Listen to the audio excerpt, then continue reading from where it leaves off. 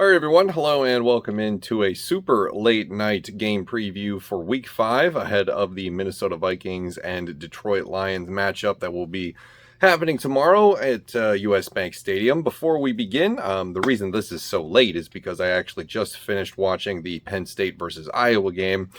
Having saw that, just a quick aside, there is nothing that I saw tonight from those two teams that make me think, man, these are really top 5 teams in college football, deserving of a playoff spot in the college football playoffs later this year. The Big Ten is kind of a tragedy, at least in the Big Ten West for sure, where Minnesota resides. So Minnesota escapes any sort of criticism this week, being on the bye week.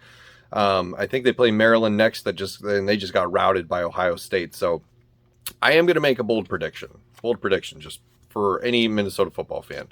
I'm going to boldly predict that Minnesota is going to go into Iowa on November 13th, and they are going to stun and upset the Iowa Hawkeyes and knock them out of the top 5 and just completely ruin their season, bring home the rivalry trophy. Like, how sweet would that be? And a lot of you are looking at me and saying, wow, that's fucking nuts. You're crazy. That's why it's a bold prediction. It's probably not going to happen. Minnesota is probably going to get routed when they go to Iowa in November. All right, enough of that. Let's talk about the Minnesota Vikings versus the Detroit Lions.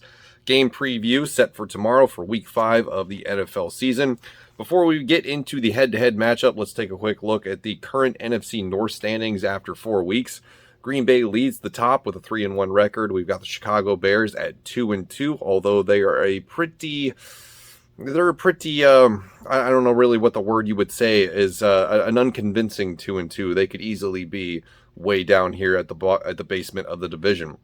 Minnesota Vikings and the Detroit Lions round out the bottom of the current division standings. Minnesota at 1-3, Detroit at 0-4. Funny thing about Minnesota is that they're the only team currently in the division that has a positive point differential with +2. So we're good at something, I guess. I don't know.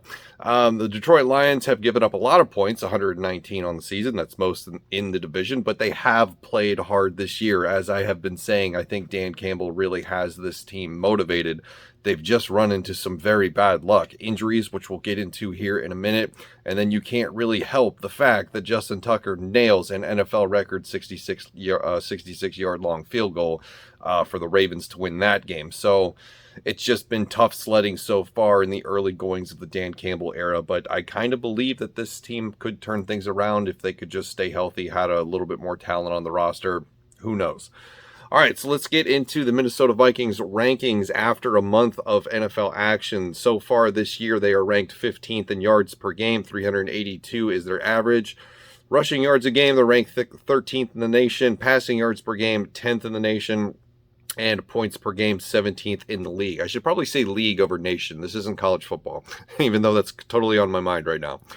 For defense, the Minnesota Vikings, not good this year. It is trending in the wrong direction. 26 in yards per game, giving up an average of 389 total. Rushing attack has been a terrible pain point for the Minnesota Vikings defense this year. They are currently 25th against the run, giving up 100 yards every game. And with the fact that the Detroit Lions rely heavily on their running backs in this offense, we could see another one happen. As far as passing yards per game, a little bit better, 18th in the league, but they are getting burned pretty often, especially with the fact that Bashaud Breeland is still out there for some reason. And then as far as points go, not too bad, only giving up 23 points per game, good for 11th in the league. They don't give up a lot of points. It's just not translating into wins. So that is the Vikings' current ranking. Let's flip over to the Detroit Lions and check out how they've been doing after 1 month of action. Yards per game, 18th on offense, 20th on offense in rushing yards per game with a little over 100 yards. So that is what I was talking about between DeAndre Smith and Jamal Williams. You could definitely see the potential for a 100-yard game on the ground here tomorrow for the Detroit Lions. Passing yards per game, 15th in the league. Points per game, 24th in the league. As far as their defense goes, it's not very good. 21st in the league in total offense as far as yards per game goes, or total defense, excuse me. Rushing yards per game, 24th in the league. Passing yards per game, 16th, and points, 29th. So both defenses are very bendy, and the Detroit Lions is very breaky, given the fact that they're almost at the bottom of the league in terms of points surrendered, with about, I think it's almost 30 per game. It's like 29.8 if I remember what was on the graphic correctly. So there's a little bit of an overlap between the two teams. The Vikings' run defense, not very good. The Lions' run offense also not very good, but they're still within that threshold of the potential to have a 100-yard game on the ground. As far as the team history between the two, it goes back forever because this is a division rivalry, but the Minnesota Vikings currently own it with 7 straight wins over the Detroit Lions. You have to go all the way back to 2017 for the last time the Detroit Lions handed the Vikings a loss by the final of 14-7. Most notably, that was also the last time that Detroit has won in Minnesota. So wouldn't it be fitting if this trip to Detroit ended that streak and pretty much ended the Vikings season? So a lot is on the line, despite the fact that this is a very early divisional game. Let's switch over to the injury report, see who is healthy and who is not. For the Minnesota Vikings, it's pretty simple. You only have 2 players that are for sure going to be out on Sunday. That is Amir Smith-Marset and Michael Pierce. Michael Pierce is a devastating blow, but it looks like they're going to put in Armon Watts and keep Dalvin Tomlinson at his current position.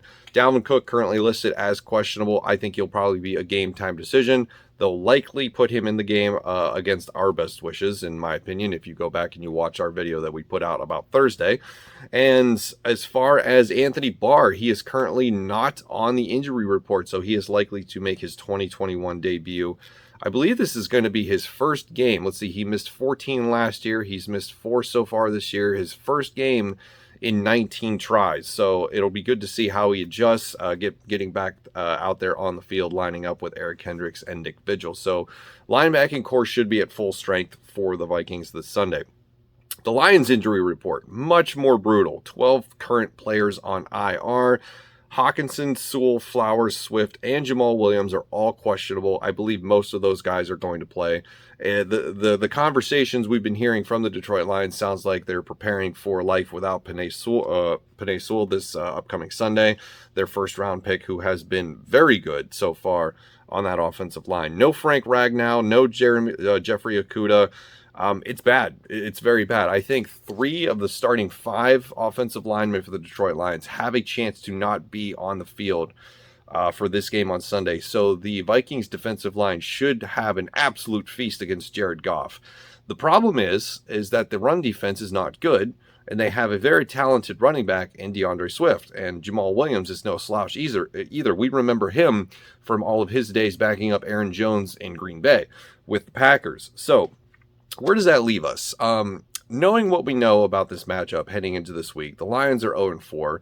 They've played very hard, but it hasn't yielded any results.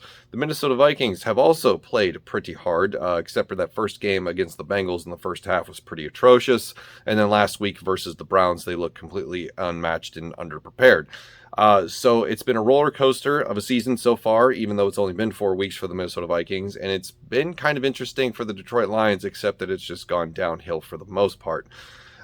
If the Minnesota Vikings were to lose this Sunday, tomorrow, against the Detroit Lions, I think it's time to close up shop, begin the apocalypse, and the rebuild will get pushed into high speed, if you could. I think Mike Zimmer cannot last a loss versus the Detroit Lions, although I am on the record of having said that I believe it is unlikely that he is to get fired in the middle of the season, just because there isn't anything really on his coaching staff that you could point to as a potential replacement that would cause this team to rebound and have a better second half of their season. So it's hard to judge, right? Because if the Minnesota Vikings win this game, I think there's nothing you can really take away from it. It's to be expected. You should beat the Detroit Lions. It's a bad team, a lot of injured players, not a lot of good talent, even on the roster anyway, and they're 0-4. And you should not be losing to bad teams. The Detroit Lions are a bad team. We have been circling the wagon about this question about whether or not the Minnesota Vikings are a good team. If you lose to the Lions, the proof is in the pudding. We now know you are a terrible team. If they beat the Detroit Lions, we kind of still don't know, because at that point you're 2-3 and your wins are over the Seahawks and the Lions. And it's hard to really point to any conclusion coming from that. So that is your game preview. Sorry this is so late in the day, but I decided to enjoy some college football. Hope you enjoyed it anyway, and we will see you tomorrow in the post-game video, win or lose, hopefully win, after the conclusion of the Vikings-Lions game. So thank you very much for watching. I'll see you in the next one.